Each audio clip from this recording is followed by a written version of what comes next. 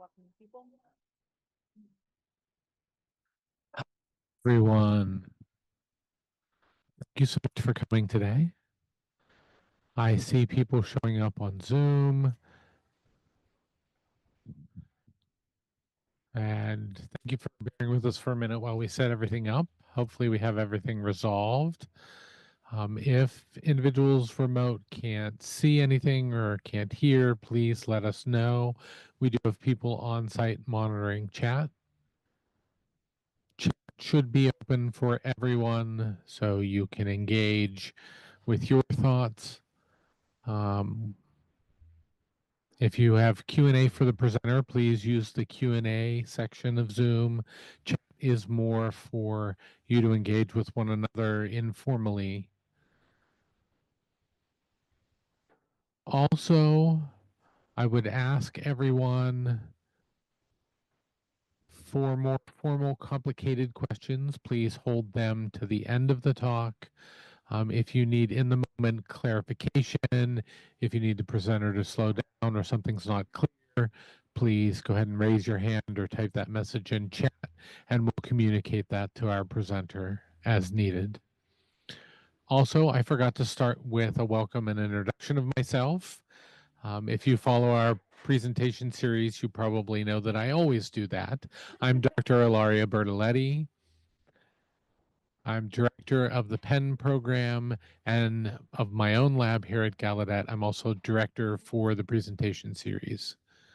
Now we have an amazing presenter with us today, but I'll hand it off to one of our students, Elizabeth, who will provide a formal introduction of our visiting scholar.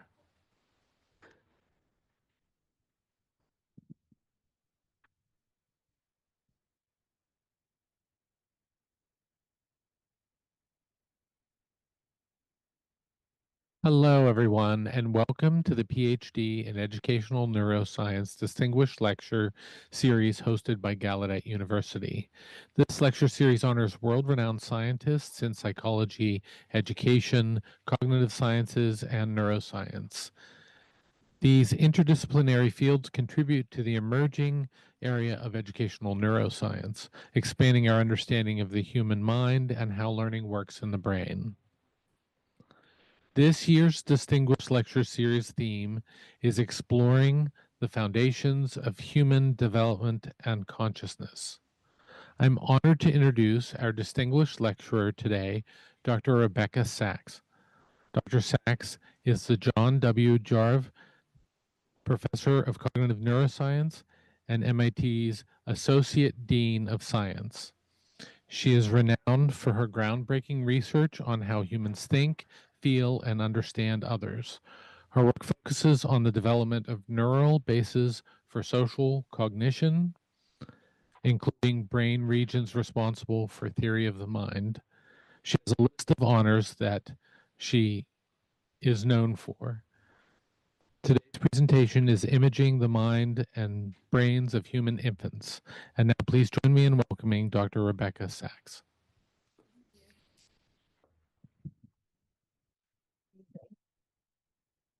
Thank you so much for having me. It's really exciting to be here, and I've had a wonderful day so far. Great. So we can get started. Today, I'm going to talk about the origins of the mind and brain in infants by talking about two different kinds of research that I've done. Behavioral research, studying infant minds by measuring how they look, and then cognitive neuroscience research, studying infant brains by the patterns of blood oxygenation in their cortex as they watch movies. And then I will try to put the two pieces together into a kind of shared theory of the origins of infant minds and consciousness, as Elizabeth just said.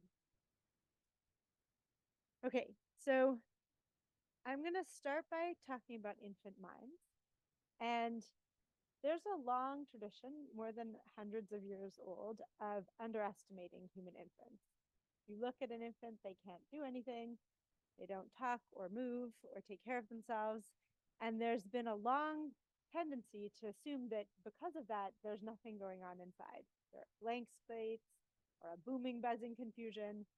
So in the first part of my talk, I'm going to describe some research we do with human infants, where we're trying to see them as more intentional creatures with rich social minds. That'll be part one. In part two, I will go into more detail on work we do with fMRI of human babies. That is a more unique part of my research. And in that part, I will also try to show how we use fMRI to distinguish between alternative hypotheses. So when more than one thing could be true, how can you use fMRI to distinguish one hypothesis from another? And then at the very end, I will try to bring those two pieces together to describe a first sketch or a kind of forward-looking vision of how you could synthesize the story about the mind and the story about the brain. And just to give a sense of what I would be trying to do here, the goal is a description of infant brains that can illuminate what infants can and cannot perceive, understand, and accomplish, and how new capacities emerge. So that's a quote from a paper that I wrote with my student, Jarve, who just defended his thesis a couple of months ago. And so credit to him and this paper if you'd like to see more about that. Okay. So I'm going to start with infant minds and go back to this beginning. I said infants in their first months of life can't walk or talk or sit or reach or really do anything. What can they do? So I think the first most important lesson that the psychology of infancy has learned in the last 50 years is that infants are not passive. They're not blobs on which the world is poured. Infants are choosing what to learn from the day they're born. So we can think of that as infants are learning from experiences of the world that they themselves have chosen to learn from. Just like anyone who's come to Gallaudet is learning from a university, but that you chose to learn from. So we can think of infants as that kind of active learners. And what infants choose to learn from is often things in their environment that are surprising, that are self-relevant, that are about themselves, or that are social, that are about their relationships with other people. Okay. And the last one in particular is what I'm going to talk about, the way infants choose to learn about their own social relationships, because from the minute a human infant is born, their survival the infant's survival depends on their interaction with their caregiver. So actually the only survival relevant thing a human baby has to do is make sure someone else takes care of them. So the cognitive capacities a human baby needs are the capacity to elicit the caregiving that will keep them alive. Okay, so we can try to study what kind of mind do infants have? How do they understand their world with that perspective? That they need to have the kind of mind that would let them elicit caregiving to keep them alive. So we've known for a long time that one thing infants do is pay attention to the people around them. And to give you a sense of this, I'm going to show you a video that we made in my lab many years ago. In this video, you'll see in the background what we showed babies, a set of movies of children. And in front of that movie, I'm going to show you the point of gaze of each infant. So there will be blue dots, and each blue dot is one baby where their eyes were looking. And this lets us look at a group of babies and follow their attention through a movie. Not if that makes sense. Okay.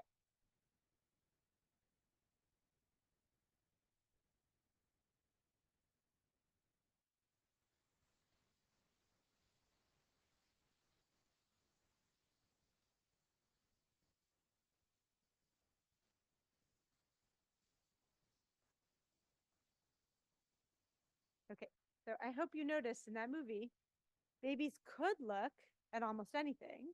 They do look mostly at the kids' faces. So they're choosing what they're interested in, and they're interested in the kids' faces. Okay, so that's been known for 100 years. The question is, why are they doing it, and how are they doing it? So scientists have had different hypotheses about what that means about babies. And one kind of hypothesis that many scientists have is that there's something very basic and visual that infants are attracted to. Like they're just interested in a certain pattern of visual features, things with a lot of stuff on top and not as much underneath, or smooth shapes. But I'm going to argue for an alternative view that this is not about the kind of visual feature, but about the fact that it's a person who could be in a relationship with the babies, that what they're seeing is not a visual shape, but a possible relationship. Okay, so how would we test that hypothesis? Since a face is both a shape and a possible relationship, what we do in this research is we ask babies not, will they look at faces or something else, but which face will they look at? And we try to create situations where if they're interested in relationships, that will help them decide where to look in an experiment. Okay, so here's just one example. This is one example from my lab. There are many studies like this. I'm using this example both to show you what we found in the study, but I think more importantly, to communicate a strategy of research. How can you do experiments about questions like this? Not because the answer is definitive, but because the method is so interesting. Okay, so here's an experiment we did in which we asked whether infants can recognize relationships that contain caregiving. Okay, the way we did it is by, at the end, we're going to ask babies which of two faces they're going to look at. But before we get there, we're going to give them a video where they learn something about the relationships in this setting. Okay, so I'll show you a video and then I'll tell you what you saw.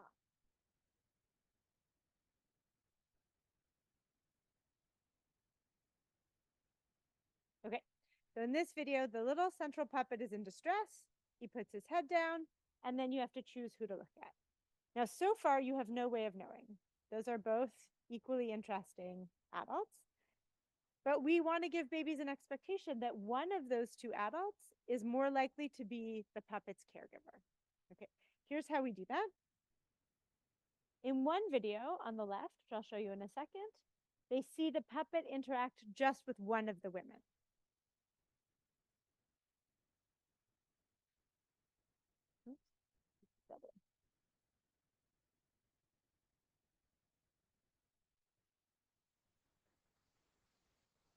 Okay, so the puppet and the woman have a perfectly pleasant cooperative interaction where they pass a ball back and forth. Okay, and here's the other video babies see.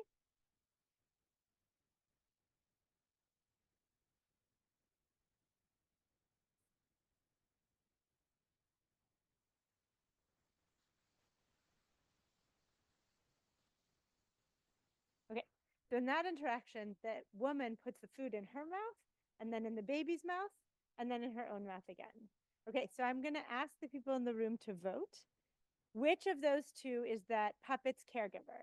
Who think it's the woman in the striped shirt? Who think it's the woman in the brown blanket? Okay, so many people in the room from just these two tiny little observations, right? You saw only a few seconds of interaction. You already thought you could tell who was the baby's caregiver because of putting food in their back and forth in their mouths. Okay, so in this experiment, our hypothesis was that even babies would have that same expectation that you had. That babies would also, from just that experience, expect that the woman on the left is this puppet's caregiver. And so at the trial that I showed you at the end, when the puppet's in distress, they would look to the caregiver, expecting her to respond first. Okay, that's the hypothesis. So here I'm going to show you the data from the first experiment, and I'll walk you through this plot.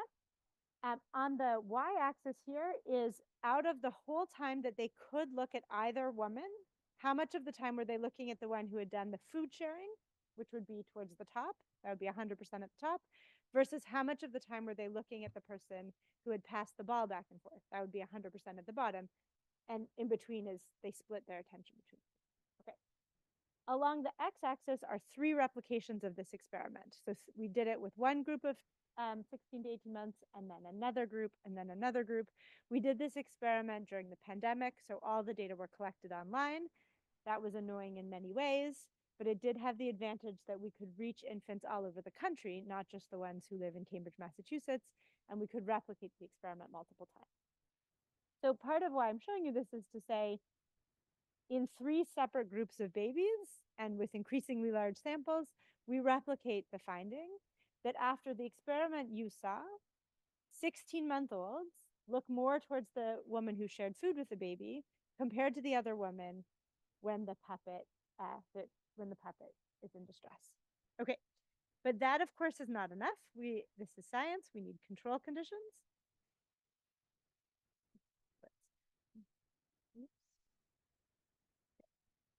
Right.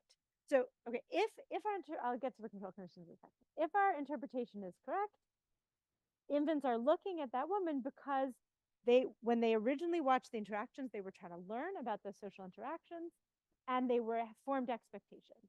Okay, so here's the first control condition. To test whether babies have learned about a social relationship, we showed them the same first phase, the ball passing and the food sharing, exactly what you saw. But at the end, in the test trial, when there's a puppet in distress, it's a different puppet. It's not the blue puppet.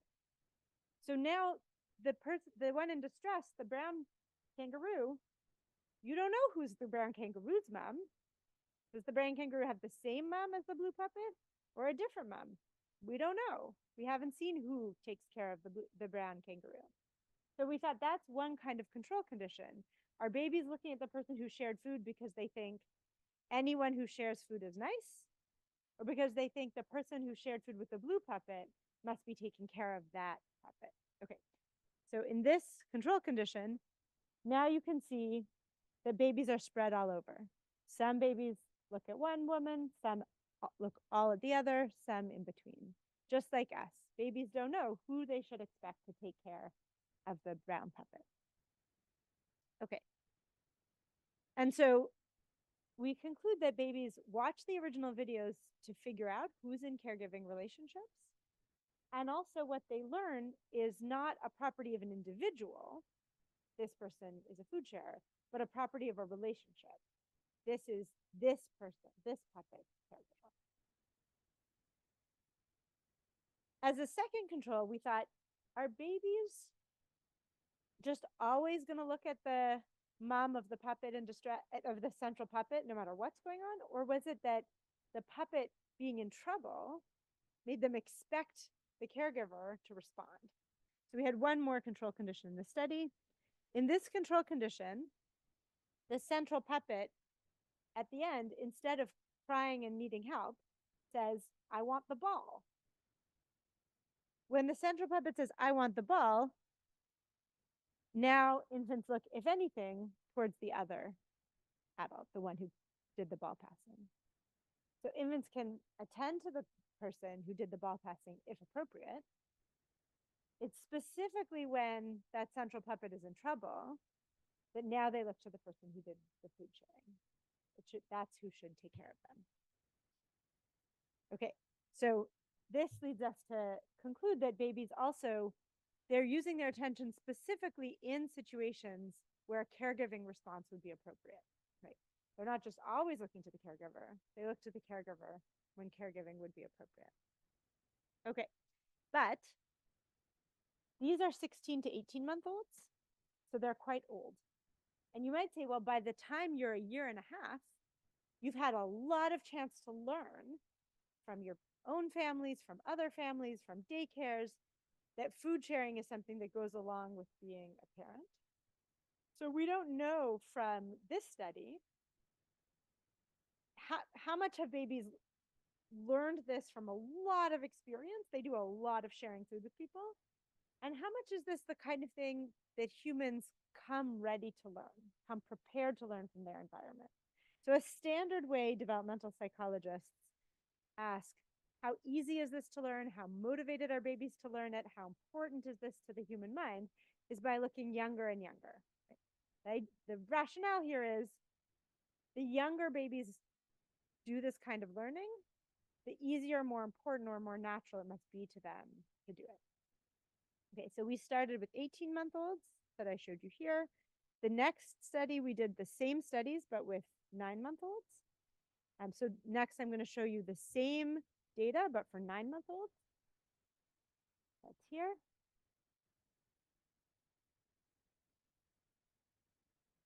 And so what I want you to see in that plot is the two test groups show the same effect we showed before. They look towards the person who shared food with them. The control group, where we swapped to the brown kangaroo, now they don't, just like the older babies. So that's 9-month-olds showing the same inferences as 18-month-olds.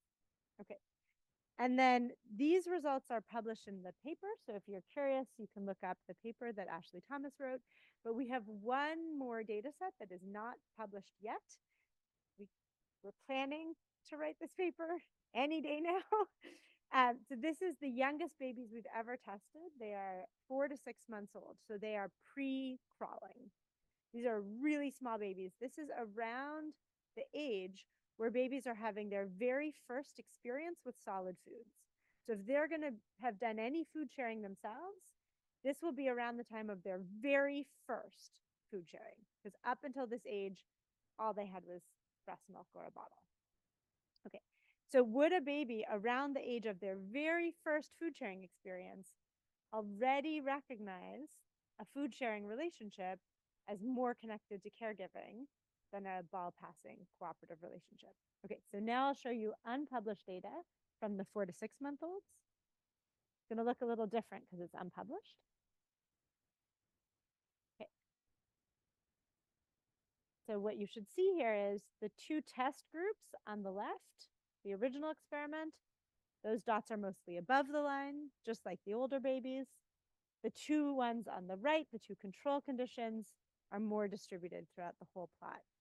So the same pattern in the younger babies as in the older babies.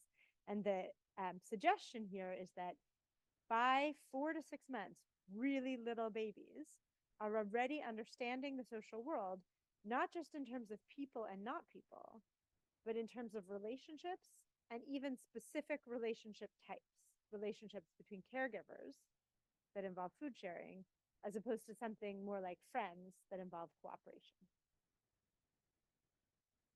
So even in very young infants.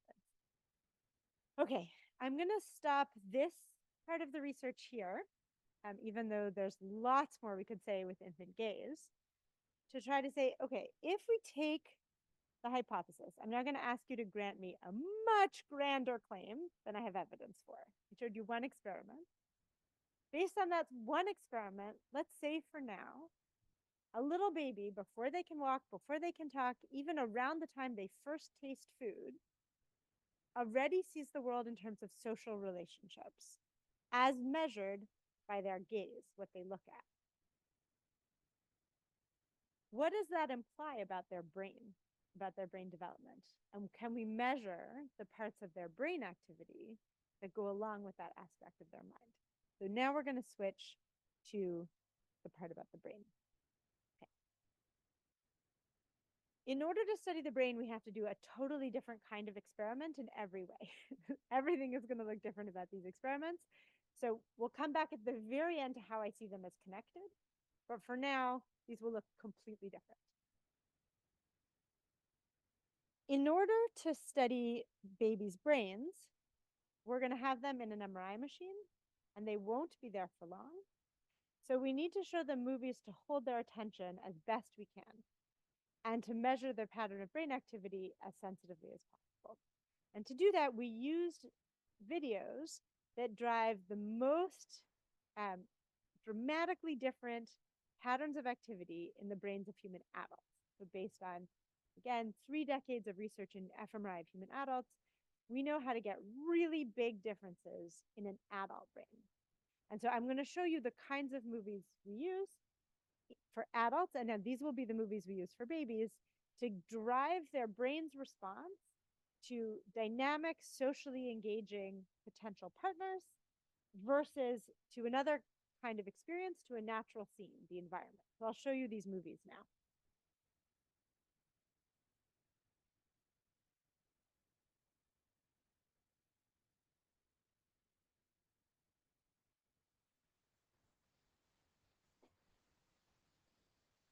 Okay, so I hope you get the sense. These kinds of videos depict the kinds of experiences babies and adults have. On the one hand, of other people's faces, the other hand, of natural scenes or environments. And again, 30 years of fMRI research shows us that in adult brains, these kinds of movies drive vastly different patterns of activity across a lot of cortex. So in this slide, I'm showing you in the red and yellow, the brain regions that show stronger responses when the videos are of faces compared to scenes. And in the blue colors, the brain regions that show a stronger response when looking at the videos of scenes compared to the videos of faces.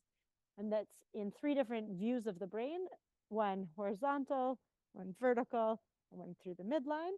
You can see parts of cortex all the way through the brain that respond more to one than the other of these kinds of videos. Okay, and I'm going to call out a few famous brain regions that respond more to faces. The first here is the fusiform face area. That's a brain region along the bottom of the ventral surface of the temporal cortex. And this was famously discovered by my mentor, Nancy Canwisher, in 1997.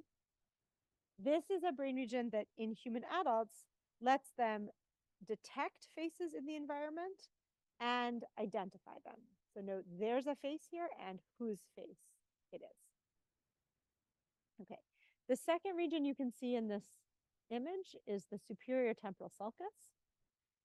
This brain region responds especially to moving faces and responds depending on the face's expression and the gaze of the eyes, and also responds cross-modally. So there's also a response to human voices in the same brain region. Okay, and the third region I'll call to your attention here is in the medial prefrontal cortex, just behind your forehead. So you can see here, there are regions in medial prefrontal cortex that respond more to faces than scenes, but this is not a classic face perception region. And the reason is that actually this brain region responds to faces, but not only to faces. It doesn't really care if it's a face. What matters for this brain region is that the thing you're looking at is either relevant to me, it's self-relevant, or it's socially important, it's relevant to all of you, or it's of high value. It's something where I predict a lot of reward. And the best stimulus for medial prefrontal cortex is all of those things, right? A person I care about from whom I expect reward, like a caregiver, okay? All right, so these are all of these are the 3 brain regions I'm going to talk about for now in this talk. Although, as you see, there are many other brain regions I could be talking about, but just to focus our thinking and attention, I'm going to talk about these 3 brain regions. And first, I'm going to say, what do we know about them a little bit in adults? And then how can we use what we know about their function in adults to then interpret their response and development in babies?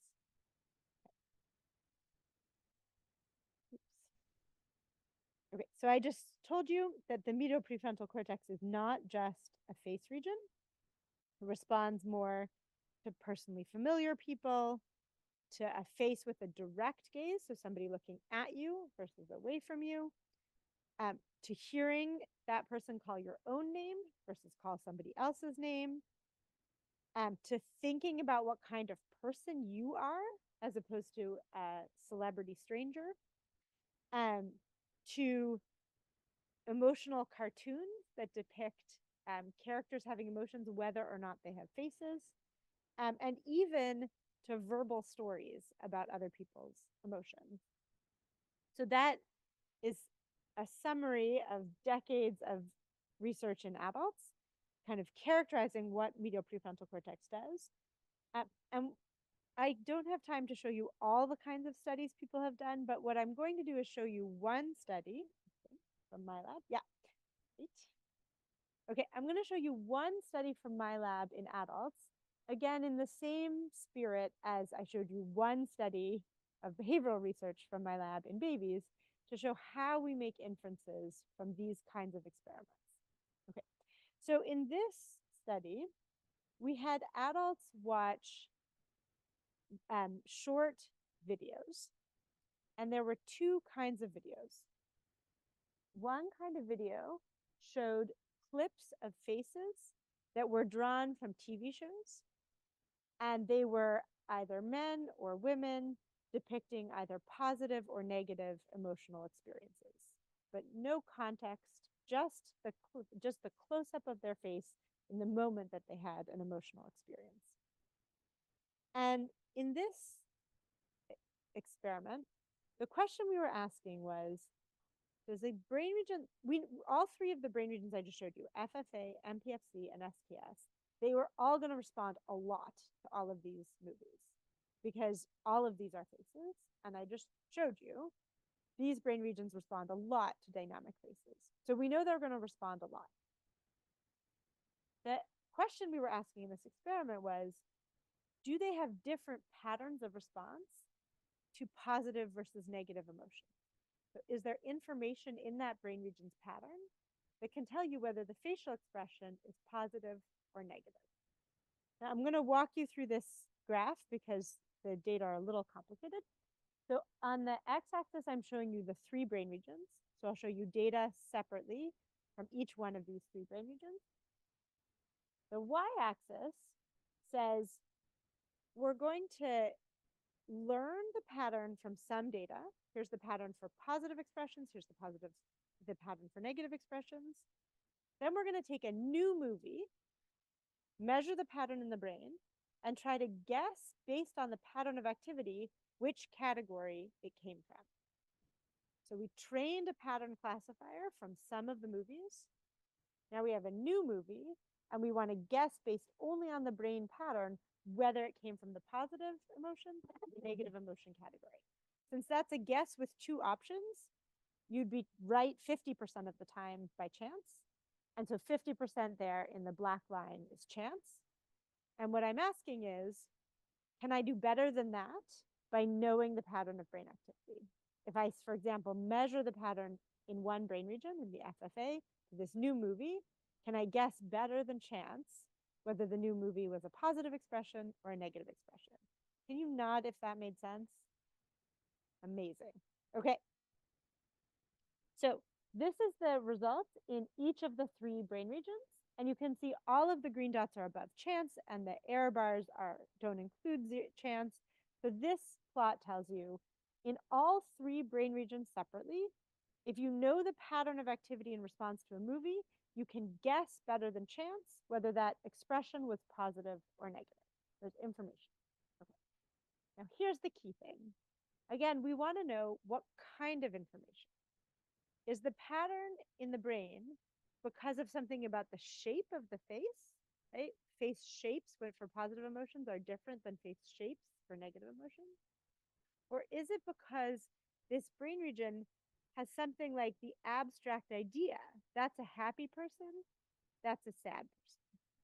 Okay. So to test the difference, we can't use more faces because more happy faces have the shape of a happy face and more sad faces have the shape of a sad face.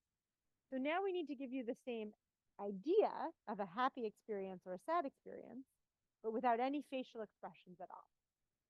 Okay, and the way we did that is we gave the participants little cartoons of a character having an experience, but the character has no facial expression at all. Okay, so I'm going to show you two examples of the facial of these videos. You might be able to, in fact, I'll have you guess. So I'm going to show you a cartoon. I want you to focus on the red character, and I'm going to ask you afterwards, are they having a good experience or a bad experience? Okay, so here's the first one. Who thinks good? Who thinks bad? Okay, I'm going to show you one more. Who thinks good? Who thinks bad? Okay, so everybody here, you saw 3 seconds of a character you know nothing about with no facial expression, but you all guessed the same as each other, that the red guy on top had a good day, the one on bottom had a bad day. We've all had days like that. So now we can say, okay, if we've learned the pattern of activity in a brain region to a happy face, but now the video that we gave the person didn't have a face in it at all. It was one of these two cartoons. Can we use the pattern of activity in this brain region to guess if it was the happy cartoon or the sad cartoon? No face shapes. Okay, so I'm going to show you the results now for that. And what I want you to see is that in FFA and STS, we could tell the faces, but that was about the faces. When the new movies had no faces, we were back at chance. We're just guessing. What's interesting is that in medial prefrontal cortex, we didn't lose any information at all. We're just as good at guessing if it was the cartoon of the good experience versus the bad experience as we were about the faces. So that's what I mean by saying the medial prefrontal cortex is not a face region. It doesn't care if there's a face in the movie at all, but it does care what kind of experience that person is having, the person I'm looking at. Are they having a good experience or a bad experience? And that information can be read out of the pattern of activity. Okay, I'm going to skip the next step. Okay, so now I want you to think, okay, we have these different brain regions in adults. They all respond to faces. That's the first thing I told you about. But they have different information in them, right? The FFA has mainly who it is, the SDS, how it's moving, and the MPFC, this much more abstract information about what kind of experience they're having. Now we're going to try to study development. What should we expect to see in a baby's brain? So I think that for many neuroscientists who study face perception, the default hypothesis that people expect is that brain responses to faces would develop in series, in sequence, one after another. And they would start with the simplest visual responses. So I'm going to give you an example of the kind of view many neuroscientists have. The idea is, okay, face information comes in the eyeballs. It goes to the superior colliculus, which is a subcortical region that contains very basic visual information, like there's lots of information on the top, or this is curvy. That very basic information, it's not about faces, it's about what kinds of visual shapes in the world should I pay attention to. So for example, here's a quote. This is from a paper cited there by Scott and Arcaro, where they argue the first orienting mechanism in the brain is not face specific at all. It just drives you towards a certain kind of shape. Once you're paying attention to that shape, then information is coming into your cortex. And I'm going to skip that quote too. And then this is their idea of what happens is now that your eyeballs are on faces, because your subcortex moved them to these large, top-heavy things, your cortex has a chance to learn, and it will learn in sequence. The simpler visual regions will first learn what kind of shape a face is. Then you'll get experience of motion. So you'll learn how those shapes move. And gradually, with a lot of experience, you'll learn to connect that with self-relevance and meaning. And so it will take years to decades to gradually develop each of these different brain regions. Again, there's a quote from their paper where you can go look at it, where they say that what we expect here is over the course of years, increasingly rich and sophisticated face responses will be learned in the brain. And this is not a crazy view for lots of reasons, but one is if you study the anatomy of infant brains, that's kind of how they do develop. So if you look, that's an infant brain at 4 months. If you look at features of the brain's anatomy, its connectivity, its myelination, its cortical thickness, its neuronal migration, many features of the brain as a biological organ, it seems to develop in a bottom-up sequence where the simpler visual regions develop first and gradual, more complex regions develop later in sequence. Okay. But I have an alternative hypothesis that comes from the kind of work I showed you with the social relationships and the looking time. Right? My ideas about how babies' brain develop come not from the anatomy, but from their minds. Okay. And I showed you that by 4 months, babies are paying attention to social relationships. They are connecting visual information, tactile information, auditory information. I actually didn't show you that, but it's true. Babies are connecting across modal information to learn about their caregivers. And the kinds of things that neuroscientists have thought of as the most sophisticated problem to solve. How do I connect a face with something that's self-relevant and socially relevant and valued? I think that's the first thing a baby has to do, right? They have to connect a face to their caregiver. It should be the easiest thing for a baby. Okay.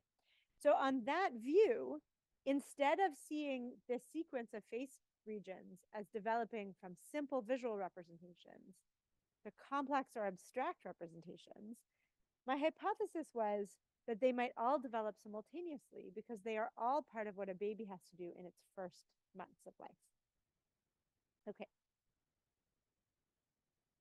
And that predicts that they might all develop simultaneously and early. Okay. So now I want to highlight, I think we got to a point where we have 2 alternative hypotheses about what we might observe in a baby's brain. The serial default hypothesis that says we'd see a slow sequence of development of these brain regions, starting with perceptual brain regions and going slowly towards frontal brain regions over the course of years. And an alternative hypothesis that says they all have to arise simultaneously and within the first months of life. The reason I'm highlighting this is I think it's a wonderful moment in science when 2 things, 2 hypotheses could both be true. You don't know which. You have to do an experiment to find out. I know that sounds obvious, but actually it doesn't happen that often. But there's 2 hypotheses, they could both be true, and the only way you're going to find out is by doing the experiment. Now, the only thing is that this experiment requires fMRI of babies. And yeah, okay. So I'm going to show you a little bit about how you do fMRI with babies, how we did it anyway. This video shows a baby going into the MRI machine.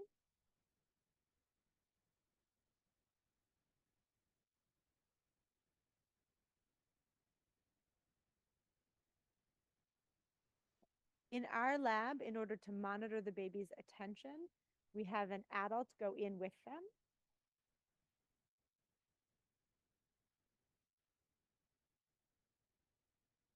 And then the baby watches the videos through a mirror. So I'm going to show you what that looks like by looking back down the mirror at the baby.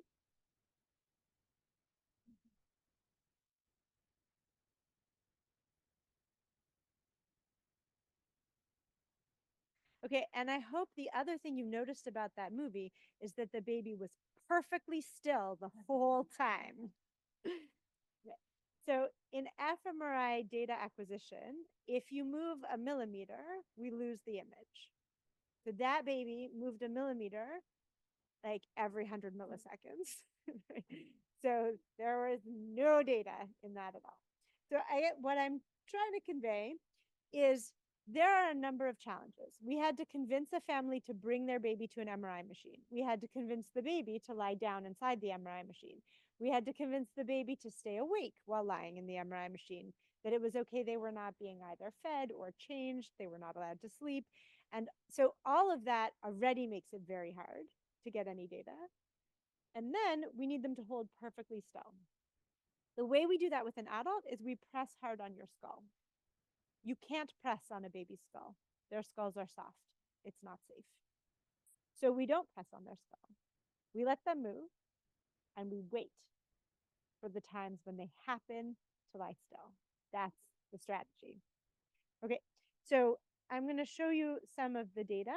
So this is the number of PRs we collected from each of the first 17 babies. A normal amount of data for an adult in our lab would be around 3,000 TRs. So that would be, you can see there's 3 babies here from whom we got approximately a normal amount of data. But then we look at the time course of their motion, and anytime they were moving, we drop the data. So we have left the times in between when they happened to be lying still. And I'll show you that in orange. Okay. So from the 9 babies we were able to use, we have on average 10 minutes of fMRI data per baby. Anyone who's ever done fMRI research, I hope that breaks your heart. The other thing was that in the first attempt at this, we weren't sure how safe the scanner noise would be for the babies. And so we used a special protocol that was quiet, super quiet, so that we knew the baby's hearing would be safe. But the trade-off was badly distorted images. These are images of the baby brains from the first attempt. And these images are badly distorted by the quiet sequence. Okay. Nevertheless, we found something. I'm telling you this whole drama because I think it's amazing we found anything at all, right? So around 2017, 2018 is when we had the first results. And again, I'm going to show you for reference what an adult brain would look like watching these movies. Right? So there's FFA, for example. And now I'll show you babies. And you can see actually hints of the same pattern, the FFA, the scene response next to it, even in babies age 6 months old. We did see that these responses were smaller. So the adult, this shows the magnitude of response. The red is to faces, the blue is to scenes. On the left in adults, on the right in babies. And you can see the response is much smaller in the babies, but it's still to faces. Okay, and at this point, the scientists who said the other hypothesis, the serial hypothesis, said that's not really a face response you're seeing. It's so small that it's consistent with our hypothesis. It's just about shapes, what has top heavy or round. You can't tell that that's about faces. So then I got a new grad student, one grad student at a time. One thing that I didn't mention about this first data set where I showed you the heartbreakingly small amount of data, there's an extra fact. Those are the first 3 babies, 1, 2, and 3 are my first baby, my second baby, and my postdoc's baby. And that is not a sustainable research strategy. I was not going to keep growing my own babies, my own subject. Okay. And of the babies that were not born to the lab, we were collecting less than 5 minutes of data per baby. So the first challenge for my new grad student was collect data that we don't have to grow ourselves. And she did. These are the babies that Heather collected. And she only stopped because of the pandemic. That was sad. The other thing was I showed you how badly distorted the baby data were because of the quiet sequence we were using. So the second challenge was, could we design a way to protect babies' hearing better while then measuring their brain responses better? And so Heather helped design a new baby coil, which I'll show you in a second, which has room for giant construction worker hearing protection. And the coil slides in over the giant headphones. So here's a picture. And the consequence is, so I'm going to now show a comparison of data quality from the old coil to the new coil. So on the top will be the old coil, on the bottom will be the new coil.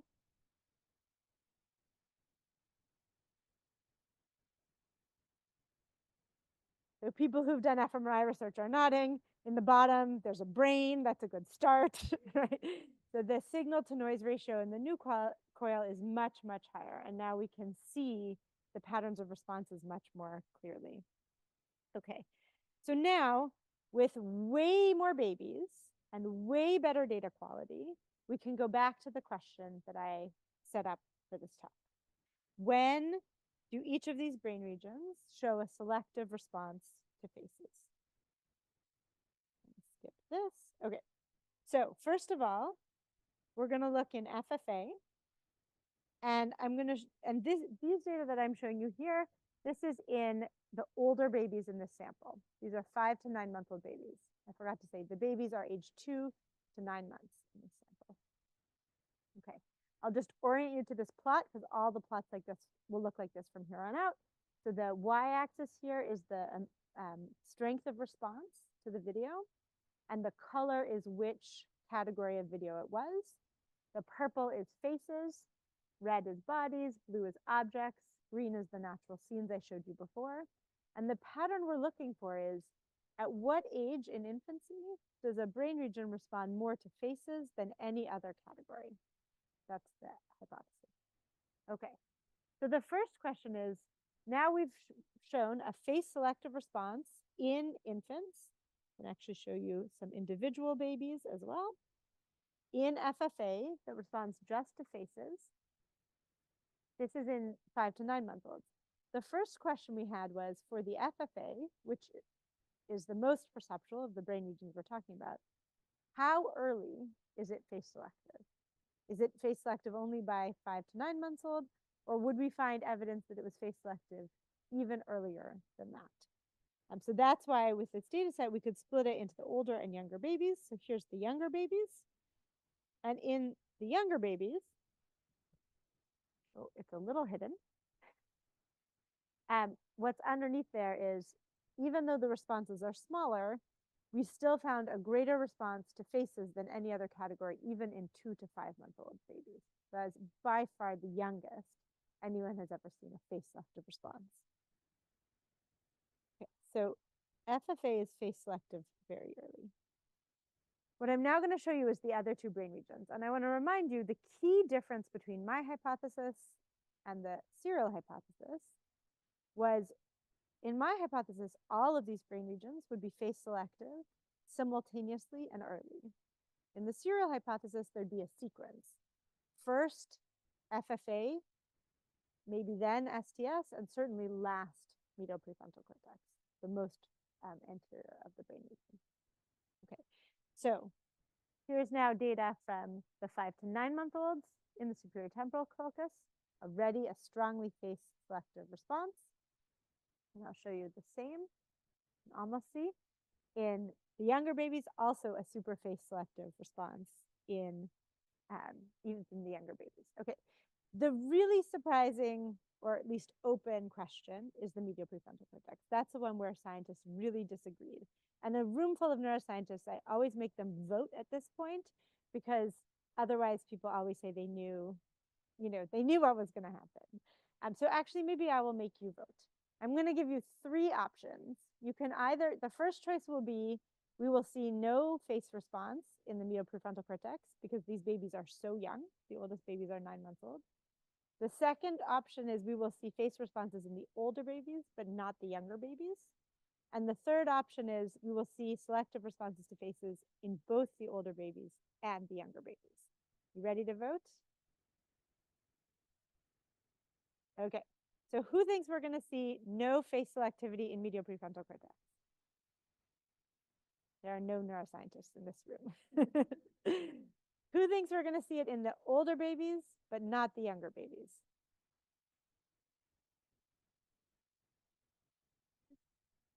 Who thinks we're going to see medial prefrontal responses to faces in both the older babies and the younger babies? I did give you forewarning at lunch. Okay. We see face selective responses in both the older babies and the younger babies. So satisfying. Okay. Okay, and I'm going to skip this too because we're low on time. Okay, so what I hope you got from this talk 3 experiments from my lab, each very different, right? In the first one, I showed you babies look longer at the person who shared food with the character in distress than a person who played ball with them. And I told you we can understand that as evidence that babies see their world in terms of social relationships. In the second study, I showed you adult fMRI data, and I showed you different brain regions respond to faces for different reasons, right? FFA responds to faces because of visual properties of the face, but medial prefrontal cortex responds to faces because of abstract information about the person's experience. And in study 3, I showed you that all of those brain regions already respond to faces in babies as young as we can measure it, as early as 2 to 5 months old, the same as the youngest babies in the behavioral experiments. Okay, that's 3 studies, all very different. Can we put them together in a bigger picture? So that's the question about the synthesis. So here's the argument.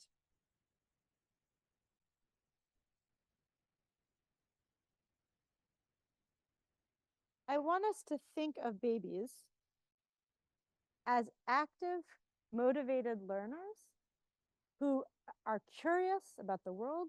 They choose what they learn from. And they're in particular socially motivated. Before they can choose anything else, where to go, what to eat, what to do, they are already choosing what relationships to form, how to modulate other people's behaviors, and how to pay attention to their social world. That's infants as socially motivated learners. At the same time, and surprising to neuroscientists, infants are engaging prefrontal brain regions that have traditionally been thought of to be late developing, abstract, complicated, special for adults in some way. But by contrast to that, I showed you in my data, and it's not only my data, I just skipped other people's data, that infants are using prefrontal cortex to respond to social stimuli, and they do so across modalities. So there have been medial prefrontal cortex responses in babies measured, not only to faces they like, to also to familiar voices, to direct gaze, to affective touch, to their own name, right? The same range as in adults. And so if you think those 2 findings are not a coincidence, right? That is, babies' learning is socially motivated from the start, and babies' brains include these abstract social brain regions that are activated right from the start, then I think it opens the possibility of rethinking how we relate babies' brain development to their mind development, and asks us to think about their brain, actually, as an architecture born for social learning. Now, I certainly can't prove that's true, but that's a hypothesis that we could test another day. Okay, thank you.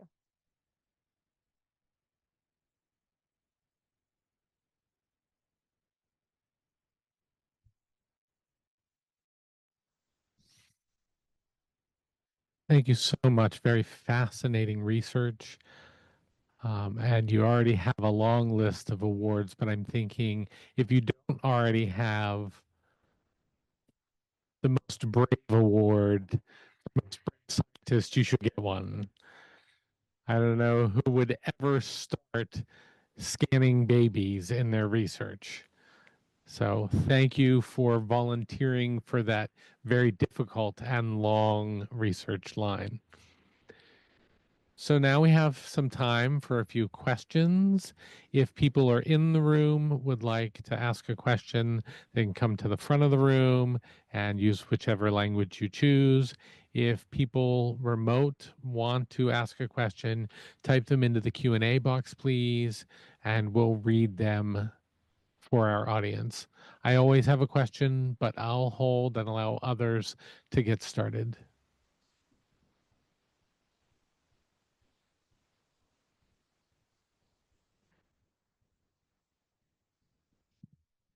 Any questions in the room? Okay. Anything in Q&A?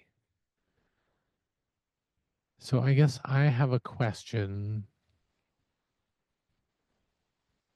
Based on your last result, it actually confounded my initial question. And of course, your result refuted that. So can you show your last graph again?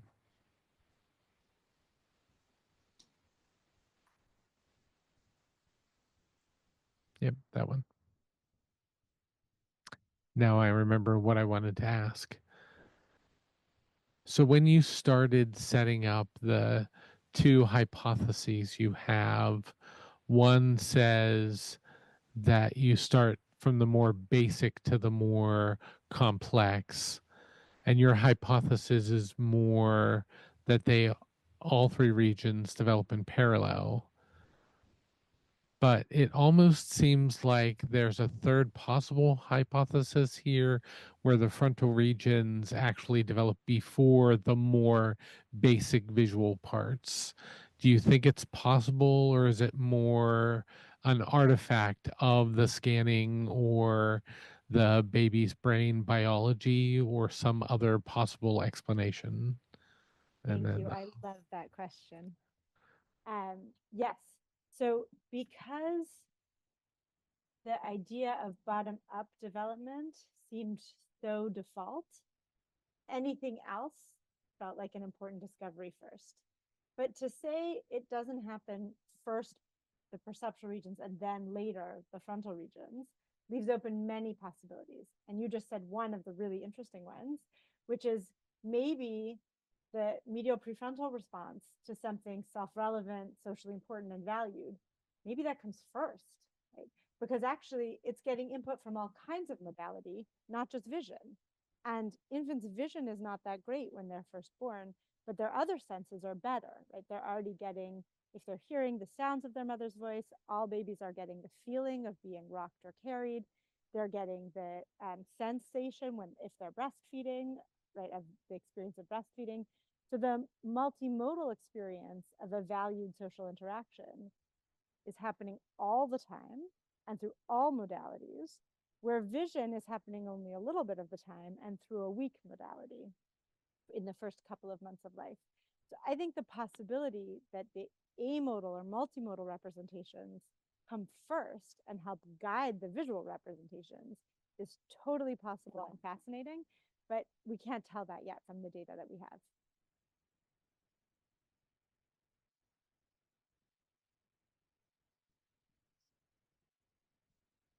while you were talking through that, I think about blind babies. Blind babies are still going to make a connection with their caregiver, regardless of whether they can see or not. So it makes sense that it's not related to vision, but it's only because we're visual people think we rely on vision more than the other senses, but that's not true. Okay. Now I'll allow someone else to ask a question.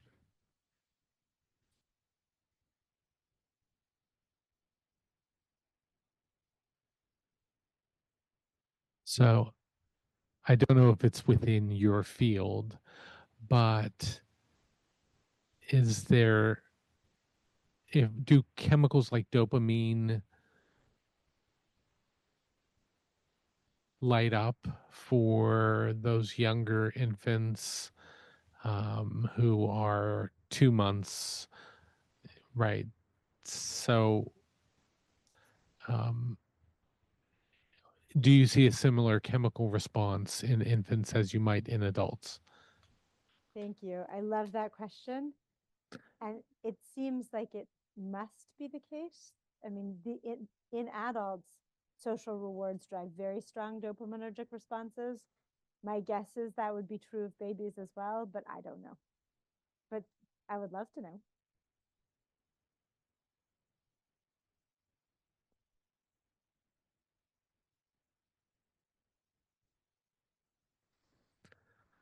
So my question is about your behavioral study, the unpublished one. And if you can't answer, that's fine. But I'm curious if you collected data about if those youngest groups had eaten solid food or not, if they had that experience or not. Don't know. I wish I knew whether we did that. I don't know. One of the other things we've thought about, and I can't remember if we know this either, is how much does it come from first person experience versus from observation of other babies' relationships? And how does that depend on if you're at home or if you're at daycare? So, one possibility is that babies who go to daycare see more different relationships because they might see babies at home who do share food with their caregivers and baby at daycare who don't. So they might see different kinds of caregiving relationships, whereas babies who are at home might only see babies being taken care of by members of their own family. And also, if you have siblings, then you get to see other babies having these relationships. Whereas if you're the only child, then you don't yet see other people having these relationships. Another thing is that cultures are very different in how much food sharing they do with babies. So there are many cultures in the world where a traditional way to make food safe for babies is to pre-chew it, right? It's a traditional way of making baby food before Cuisinarts was you could take some of the food and chew it and then take it back out of your mouth. Like many bird species do this, right? But human cultures also do it. You chew the food, take it out of your mouth. Now it's safe for a baby. You can feed it to a baby. And our culture doesn't do that as much. So we've been interested in that too. Does a cultural context of doing that make a difference?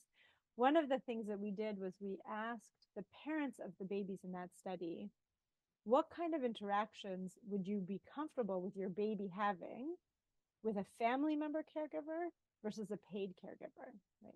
So many kinds of interactions we accept from a paid caregiver. A paid caregiver can give a baby a bath, can get them naked, can change their diaper, right? Things that you wouldn't normally do with a stranger, right, are perfectly acceptable for a paid caregiver to do for a baby. But in our cultural context, these parents would not be comfortable with a paid caregiver sharing food with a baby. So, at least for the cultural context that these babies are growing up in, food sharing is restricted to intimate relationships. And I think it's also interesting, are there other cultural contexts where that wouldn't be true? If pre-chewing food is how you make food palatable, do paid caregivers do that for babies in those contexts?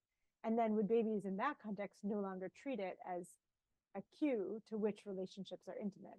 But I haven't been able to test any of that.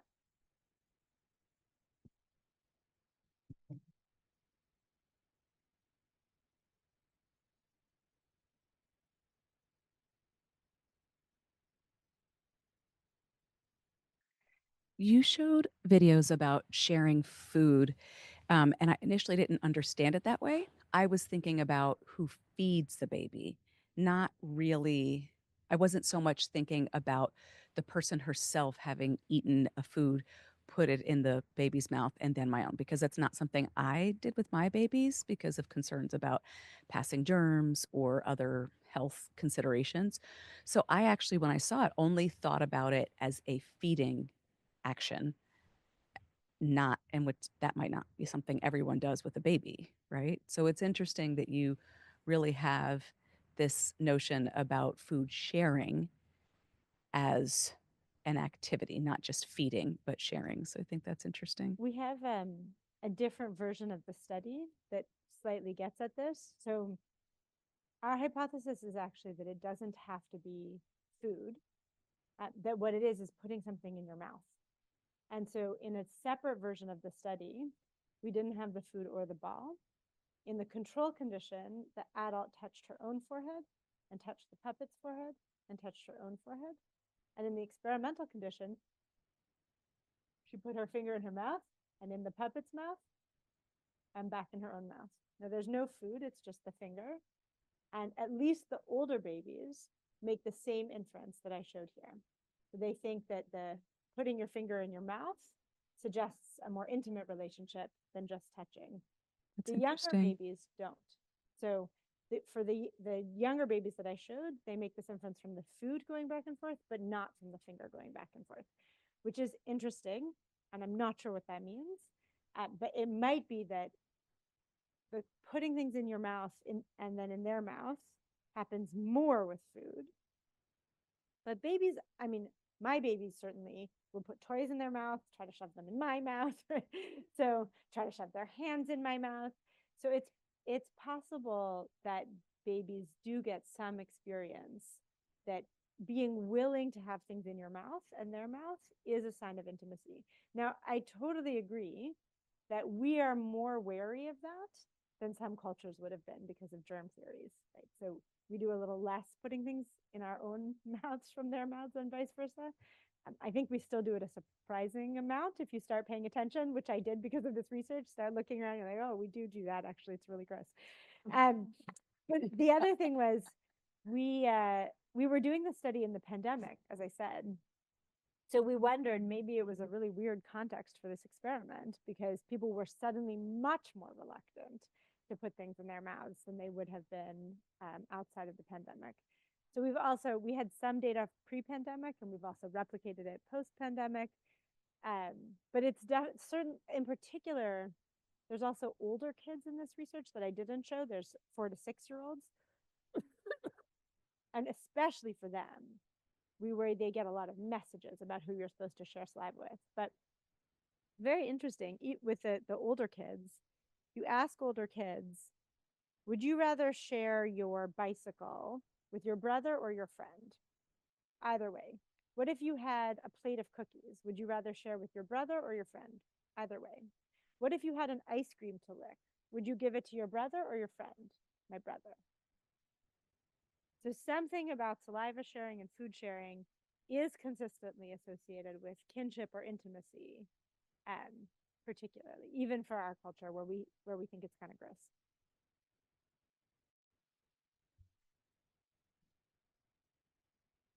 Right. But then for me, it still seems like maybe that is perhaps more cultural and it would develop more over time then compared to maybe what I thought more, which is it's more about feeding. And I'm no expert on animal cognition. But I think all animals would have more um, more intuition about feeding, or like birds, and what they do with their beaks in order to try to get their caregivers attention. So if you're trying to touch on something that happens really early, I was thinking that just simply the action of feeding might be what would help find that result. But it's interesting. Oh, it looks like we've got someone who's posed a question in the Zoom. Okay.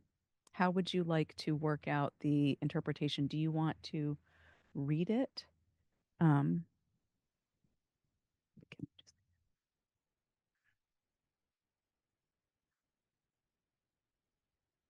do you have any thoughts on how infants having socially motivated brains are related to language acquisition? Yeah, that's a great question.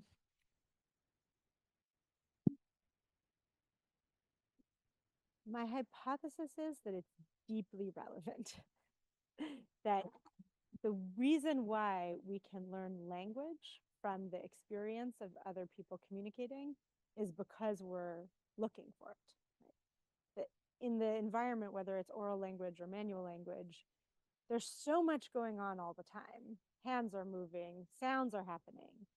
If you were just a statistical learner, just paying attention to patterns, whether visual, oral, or both, it would be overwhelming. It would be impossible to know which pattern was supposed to be which meaning.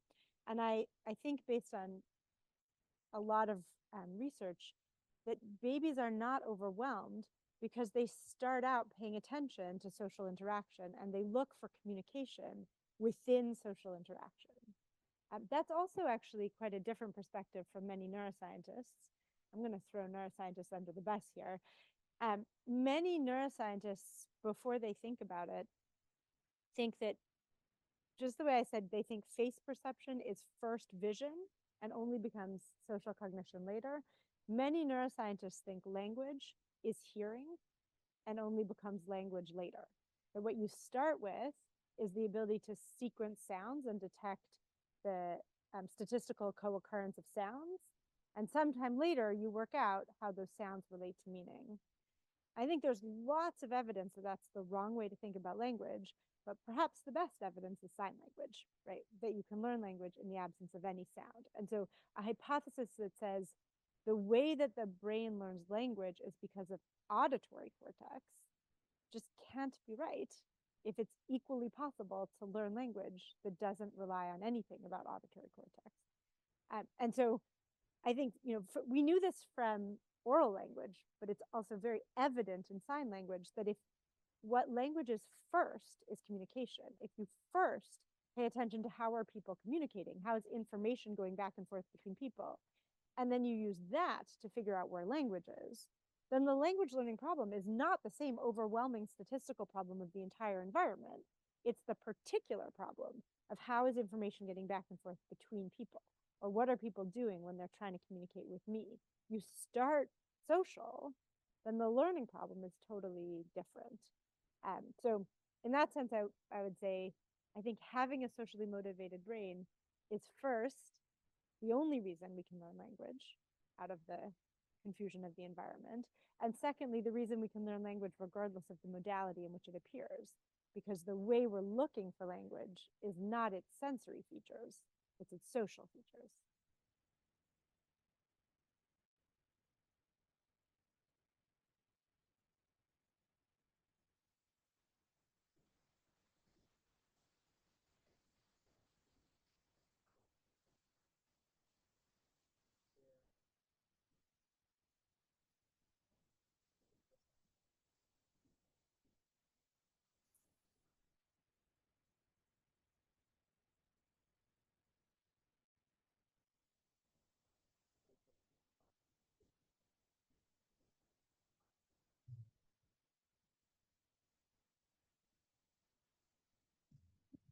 I didn't have the mic on. If we were to design an experiment that was in parallel to the caregiver one, but one adult was a cooperator and one was a communicator, which one do you think the baby would look at when the puppet needs help? First of all, great question. Secondly, please run the experiment. And I'm curious about other people's intuitions. My intuition is that they could look at either, because the person who communicates with the baby is not necessarily their caregiver. Lots of people communicate with babies. And so I think caregiving relationships have some privileges, like feeding and care and distress. But it's really important for human babies and their parents that human babies don't learn only from their parents. Right? It's really important for human development that human infants are learning from many sources, including other adults and peers and people of all ages. And language and communication, I think, is a perfect example where it would be unusual in a human social environment for the only person communicating with the baby to be their own parent. A much more normal context is many people are communicating with the baby, just like many people are cooperating with the baby. So I think for this experiment where we say, who do you expect will respond in distress? Communication and cooperation, you wouldn't know which one. But other people have done these studies, which is, say both people know something, right? They each have some secret. And then one of them plays ball and the other one communicates in sign language. I think observers would know that the baby has the secret of the person who communicated with them, not of the person who played ball with them. So I think they can track things like information flow through communication, even without understanding the communication themselves. And that has been done in the auditory domain, that if babies watch one puppet go incomprehensibly, and the other puppet do something non-communicative, babies know that the target got information from the one who communicated, even though the babies couldn't understand the communication and so don't know what information they got. But they know that they whose secret got passed from seeing the signs of communication, even without being able to understand it.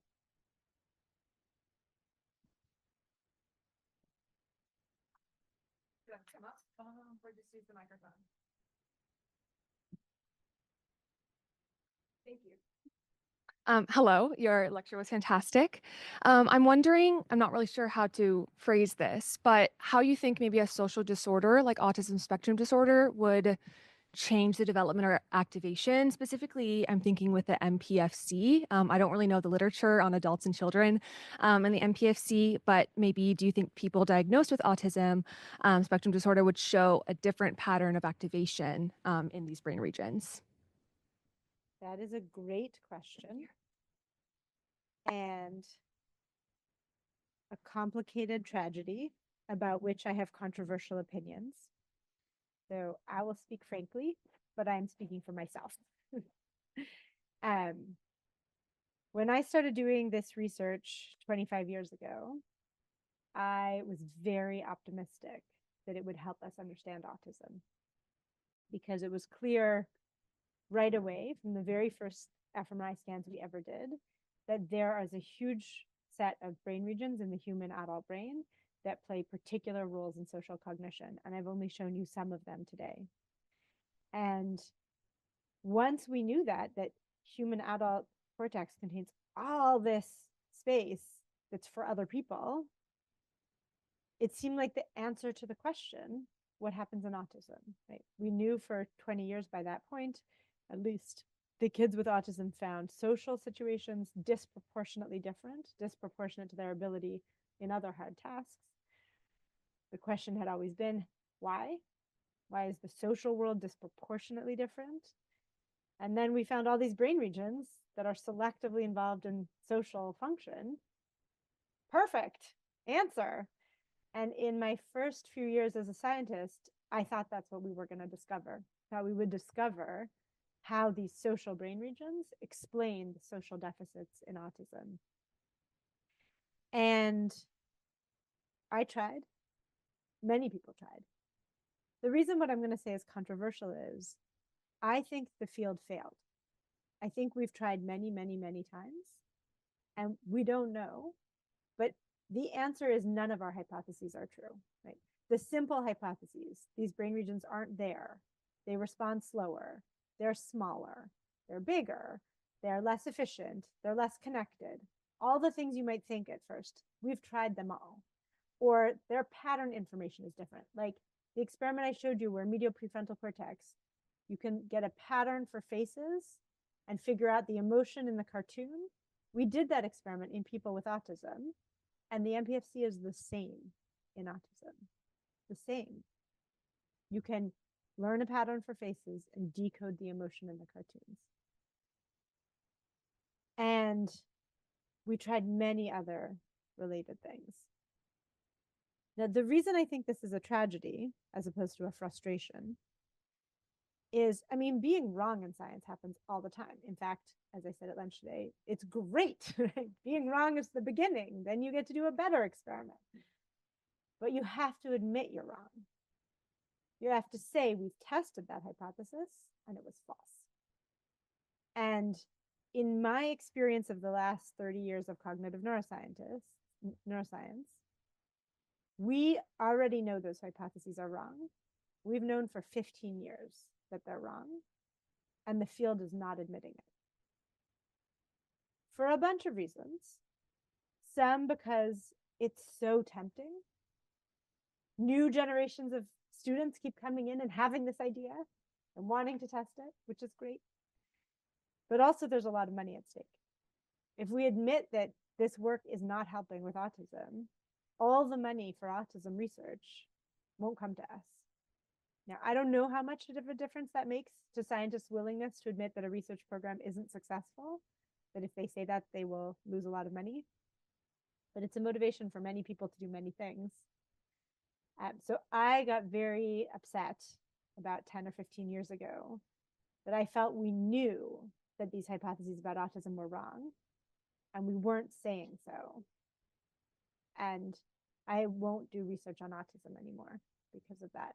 Not until I think I have a genuinely new idea.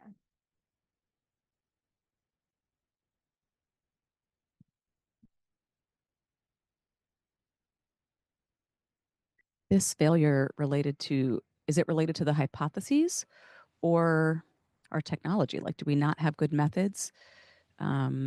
Is what we have now insufficient to really start asking the right questions? Yeah, that's a great question. There are many ways that we could have been wrong. So one is the neuroscience tools we have are not sensitive in the right ways. Totally possible. I mean, obviously, there's something in the brain going on. I'm not denying there's some fact, and it could be discovered. But the particular question, which was, you're seeing these brain regions for social cognition, does their function, what you can measure in them, does that help you understand autism? That's the specific hypothesis I think we should have dropped by now, that this kind of measurement of this kind of brain region with this tool, not that there is anything to discover about autism. Surely there's something to discover about autism. But another thing is, it's been unclear for this whole time how many diseases autism is, right? So if autism is one disease with one cause, then you can say clearly these methods can't discover that cause. But let's say what we call autism is tens of thousands of different diseases, because it arises from tens of thousands of different genetic mutations. We already know that, right? The genetic mutations that are associated with autism, there are many, many, many, many, many of them. And none of them account for even a small subset of people with autism. There's so many different mutations. If autism is as variable at the cognitive level as it is at the genetic level, maybe it's as variable at the brain level. And then these methods, which study 100 people at a time, are not the right way to study something where it's different. In each of the first 1,000 people, you're measuring a different disorder. That's a very extreme hypothesis, and not many scientists think it's that extreme, that every individual is different, because there seem to be some similarities in cognition, like the disproportionate social deficit. Though actually, even that is much less true than it seemed 30 years ago. If you measure people with autism, people who've been diagnosed with autism on formal tests of social cognition, in the data sets I have seen, less than a third perform outside of the typical range. So yeah, so it's very hard to say where the problem is or how many different problems we're up against. Is it there's too many different things we're calling autism? Is it that these tools are not the right tools? These experiments are not the right experiments? All of the above? I don't know.